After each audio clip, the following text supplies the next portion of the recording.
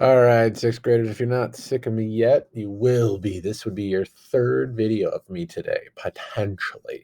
Um, anyway, I'm going to try to make this quick. So we're talking about annotation today. And what I say is it's for the real readers out there because the bottom line is when you start to really, really connect with a text, that is when you want to interact with it. You want to engage with it. You want to ask questions of it. And you're like, Mr. Slaby, a text doesn't talk back. No, it doesn't. But your processing in your brain when you are asking questions actively is actually making a connection to the text that is unbelievable. So we want to train you to do that. So if you think about today, annotation we're going to do today, this is like doing sit-ups, this is doing push-ups, this is doing that repetitive skill. If you're basketball, this is a dribbling drill. If you're in football, this is a running routes rule or a blocking drill. If you're a dancer, this is the practice the spin on your toes and balance move. You just keep doing it. Or if you're a gymnast, this is your practicing your back bends. So this is all about practice. So annotations are this. It's something, it's like a piece of writing, and then you just write all over it and you mark it up. And there's different ways to do it. So this person just wrote everywhere. It's almost like you can't even see the original marks or the original writing because they just went nuts on this. And this is what I do. I love doing this. This is how I connect. Some people do it with highlighters and a little bit of mixing with writing. And then some people do it with print. So you can do it really officially. Basically, every time that you're annotating, you're using the empty space. So these are what's called margins, right?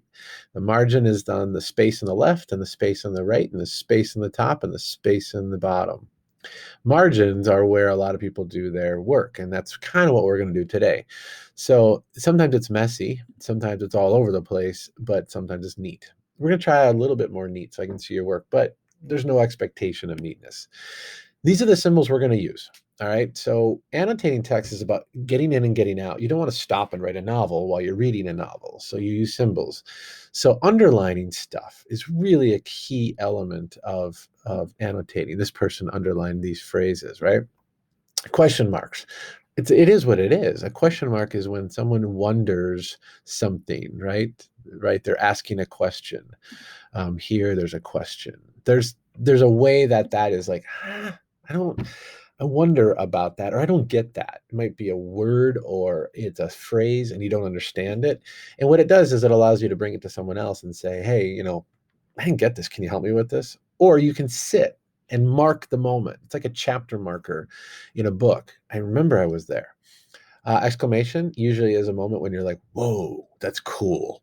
Or I didn't know that. Or I didn't think of it that way. It's a moment where you're like, oh, that's cool. If you have any unfamiliar words, specifically, this is about vocabulary and this is about circle it and move on and you jump to the next level. You look it up, right? You find out, like, what did that word ebullient mean? And then this isn't a symbol necessarily, but this is where I want you to do your explaining today. So let me give you an example. Today, you're going to be listening to a song that some of you have heard. It's a huge hit in our family, and it's kind of an anthem for people to declare who they are, right?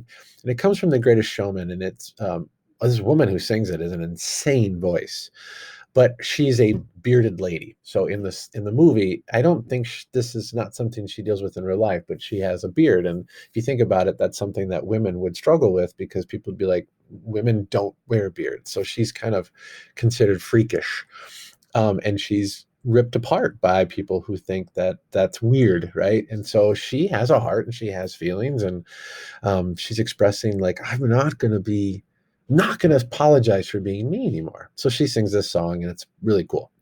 So I gave you the lyrics today, and what I want you to do is read this like a story. First, I want you to listen to it and hear it. Then I want you to read it. And there's something might happen when you listen to the lyrics, but then you actually stop and read them like a reader.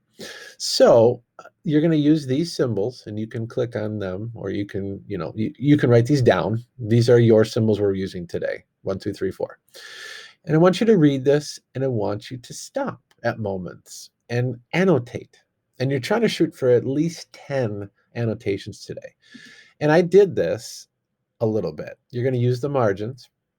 This is kind of what I did. So if I'm reading this, I am not a stranger to the dark. Hide away, they say, because we don't want your broken parts. And I actually do pause and I'm like, broken parts. What do they mean by broken parts? Is that internal or is that external? Because a lot of the people in the movie, they have physical things that make them different. Like I said, she's wearing a beard. That's physical. Is that broken? Is that a broken face? So I kind of wonder. So I put a question mark and then I put that there. All right, keep reading. Run away, they say. No one will love you as they are. And I am wondering here, I heard they say twice. So I underlined it because there's gotta be something going on there. Poets and writers do not repeat things by accident. They repeat things on purpose. So I think that that's kind of important that they say is repeated.